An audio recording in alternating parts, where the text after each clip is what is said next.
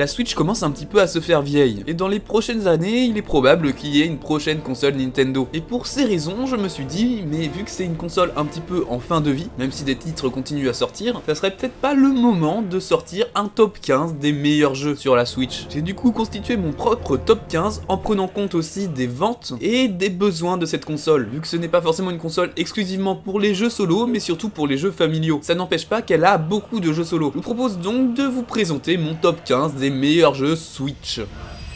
En 15ème, Minecraft. Je sais, il est sur beaucoup de consoles, et sur Switch c'est pas forcément le meilleur. Le jeu rame pas mal, et je vous conseille plutôt d'y jouer sur PC. Mais ça reste quand même un jeu qui s'est très bien vendu sur la Switch, et qui reste incontournable. C'est pour ça que je me sers plutôt de cette place pour faire une mention honorable pour Minecraft. Même si le jeu bug et rame un peu, vous pouvez quand même y jouer convenablement. 14ème. En 14ème, je voulais faire une petite mention honorable aussi pour la licence Monster Hunter. Notamment la Switch qui a eu son opus Monster Hunter Rise, qui avait fait un peu de bruit à l'époque. Ce jeu est un classique des Monster Hunter, avec un peu moins de réalisme que Monster Hunter World, mais qui reste pas mal pour commencer la licence Monster Hunter. Maintenant nous allons passer au 13ème. En 13ème, je voulais faire un petit hommage à Luigi Mansion, notamment le 3. Le jeu est pas mal, même si la durée de vie est pas énorme, ça reste un bon jeu, le gameplay est assez simple à prendre en main, et pour découvrir des jeux sur la Switch, c'est vraiment pas mal. En plus, vous rentrez dans le monde de Mario, enfin là plutôt de Luigi, et vu que la Switch c'est quand même un peu Mario, Zelda, tout ça, rentrer dans le monde de Mario via cet opus, ça vous permet d'avoir un petit avant-goût de la Switch. Dans ce jeu, vous incarnerez Luigi qui devra affronter des fantômes avec un aspirateur. Bon, tout le monde a la référence, c'est bon.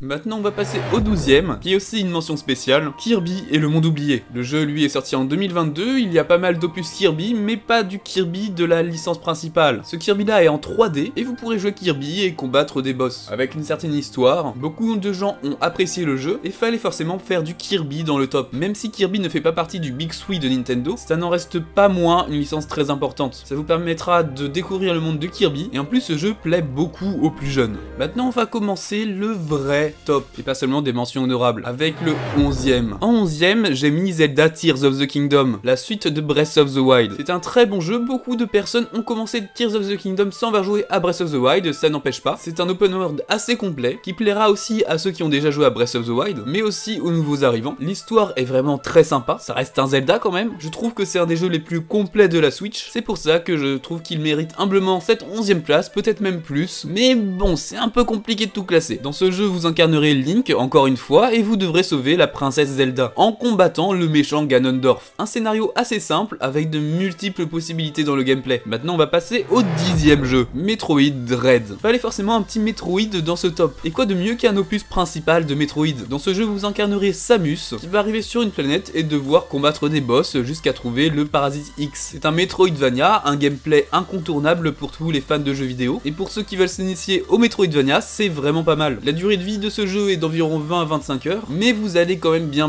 galérer, et il ne faut pas avoir peur de recommencer les boss, parce que niveau boss, c'est assez bien garni quand même. Par contre, vous risquez peut-être de vous perdre dans toutes les mécaniques de jeu, mais si vous suivez bien les tutos, vous devrez pouvoir réussir. On va maintenant passer au 9ème, Mario Odyssey. Je l'ai pas mis plus haut parce que j'ai pas pu y jouer entièrement, j'ai juste pu le tester, mais ça reste quand même un incontournable de la Switch. Dans ce jeu, vous incarnerez encore Mario, et cette fois avec une mécanique au centre du gameplay, c'est Cappy, son petit chapeau, ou casquette, je sais pas trop si c'est un chapeau ou une casquette, enfin ça change suivant les skins. Et grâce à Cappy, vous allez pouvoir faire de l'exorcisme, prendre possession de corps de méchants, de Goomba, etc.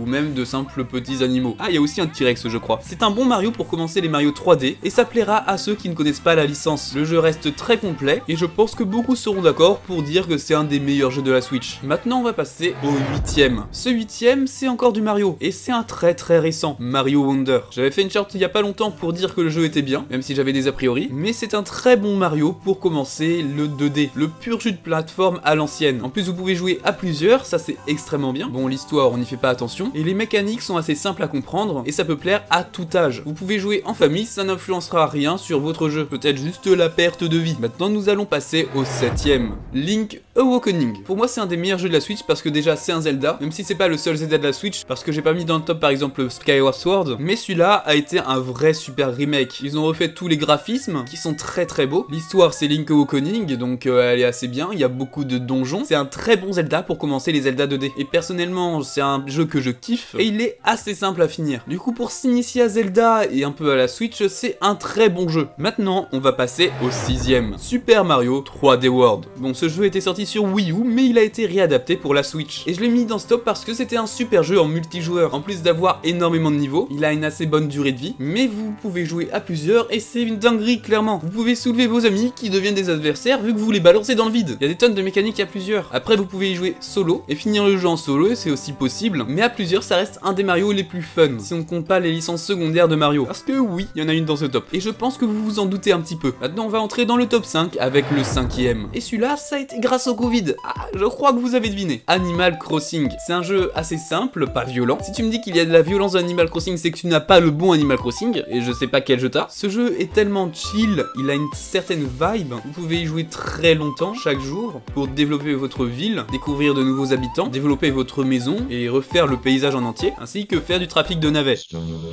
Un jeu très complet, qui vous amusera vous et vos enfants. Et comme beaucoup le disent, Animal Crossing New Horizons, son succès a été lié au Covid. Vu que beaucoup de gens jouaient à Animal Crossing pendant cette période, et ça donnait un petit vent de liberté, un petit moment chill dans la journée, c'est pour ça qu'il est dans le top 5 des jeux Switch. Maintenant on va passer au 4ème, le seul Pokémon de ce top. Parce que désolé, mais Pokémon Violet, ne l'achetez pas, clairement. Je vous conseille plutôt ce jeu-là, Pokémon Épée ou Bouclier. Le jeu reste un Pokémon assez bien, le gameplay est respecté, il y a beaucoup de Pokémon assez sympas, il y a des légendaires, l'histoire est pas si mauvaise, et je pense que ça plaira plus que la version Diamant remixée sur la Switch ou Pokémon Arceus. C'est pour ça que je vous conseille plutôt de jouer à Pokémon Épée pour découvrir la licence Pokémon. Vous retrouverez toutes les bases, et même un petit peu plus. Maintenant nous allons passer au top 3, le 3ème, Super Smash Bros Ultimate. C'est un jeu de combat avec des personnages de diverses licences, que ce soit du Nintendo ou autre. Vous pouvez retrouver par exemple Mario, ça c'est logique, mais aussi des tonnes d'autres personnages. C'est vraiment incroyable. En plus d'être un jeu de combat exceptionnel, enfin si vous voulez faire du combat en pro, c'est un bon jeu. Mais si vous voulez aussi juste vous amuser entre amis, c'est aussi un très bon jeu. Même si vous êtes éclaté, vous rajoutez des objets et ça devient les meilleures parties de votre vie. Bon, j'abuse un petit peu sur les meilleures parties de votre vie, mais ce jeu a ce côté familial, mais aussi ce côté un peu plus professionnel. Pour les gros tryharders, en plus vous pourrez voir divers maps de toutes les licences et jouer vos personnages préférés. Maintenant nous allons passer au 2ème, Zelda Breath of the Wild. Si on me demande un jeu de la Switch, c'est Breath of the Wild directement. Bon, il y en a un au-dessus, mais